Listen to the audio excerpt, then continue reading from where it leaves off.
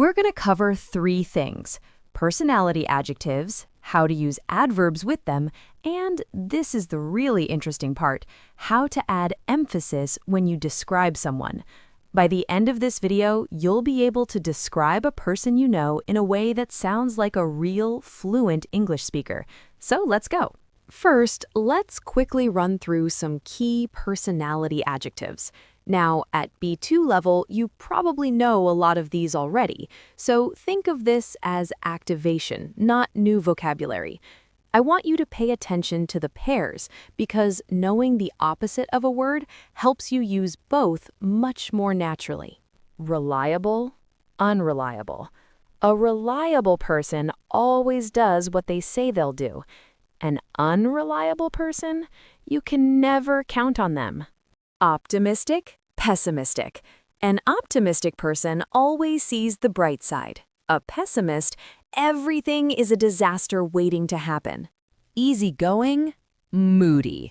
Easygoing people are calm and flexible. Moody people, their emotions change constantly and unpredictably. And then we have generous, selfish. Ambitious, lazy. Sociable, reserved. Talkative, quiet. Cheerful, miserable. Sensitive, thick-skinned. Hardworking, idle. Got them? Good. Now here's something important. In English, we almost never say just, "she is generous." That sounds flat. We use adverbs to add color and precision. Let me show you. When we describe people, we use adverbs of degree to show how strong a quality is. Look at this scale and notice how each step changes the meaning. One important rule: absolutely is only used with extreme adjectives. Words like brilliant, charming, terrible, awful, stunning. You wouldn't say absolutely generous or absolutely hardworking. Those aren't extreme adjectives. But absolutely charming? Perfect. Now let's hear these in real sentences. Listen to how natural they sound. My flatmate is pretty easygoing. Nothing really stresses her out. My dad is incredibly hardworking. He's never missed a day of work in his life. She's not particularly sociable, but she's one of the most loyal people I know. He's quite reserved at first, but once you get to know him, he's absolutely brilliant company. Notice what's happening. These sentences give us a full picture. We're not just labeling someone, we're bringing them to life. That last one is especially interesting. Quite reserved at first, but absolutely brilliant company. There's a contrast there, and that contrast makes the description so much more interesting. Now, what if you want to really emphasize something about a person? What if one quality stands out above everything else? That's where our three emphasis structures come in, and this is the heart of today's lesson. In spoken English, when we want to emphasize something, to bring it to the front, to highlight it, we use special sentence structures. These are called cleft sentences. Don't worry about the name, just focus on how they work and how they sound. We have three structures. Let me take you through each one. What I love about her is her generosity.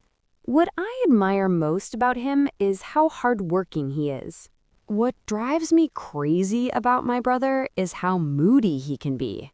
What I find really impressive about her is that she never complains. See what we're doing? We start with what I love or what I find, and this creates suspense. The listener has to wait to find out what the quality is. It makes that quality feel important, highlighted, significant. She's very generous. What I love about her is her generosity. Same meaning, completely different effect. The second version sounds so much more expressive, so much more like a real person talking. One thing I really admire about her is her reliability. One thing that gets on my nerves is how impatient he is. One thing I love about my mom is that she never judges anyone. One thing that makes him stand out is how cheerful he is, even under pressure. This structure is great when you want to pick out one quality from many. It implies there are lots of things I could say about this person, but this one thing really stands out. And notice one thing doesn't literally mean there's only one thing. It's just a way of focusing attention. It's very common in spoken English, in interviews, in natural conversation. Very natural, very fluent. This third technique is more conversational. In spoken English, we often move a key word to the front of the sentence or repeat it for dramatic emphasis. Generous? She is incredibly generous. He's so hardworking. Honestly, I've never met anyone like him. Patient? She is not. Reliable. That's the word I'd use to describe him. That pattern, patient she is not, is a little more literary, but you hear it in emphatic spoken English too. It's actually a great structure to know at B2 because it shows real control of word order. The key with all three structures is placement. You don't use them in every sentence. That would exhaust your listener. You use them to highlight the qualities you most want to land. Now, let me show you how all three elements come together in a real description.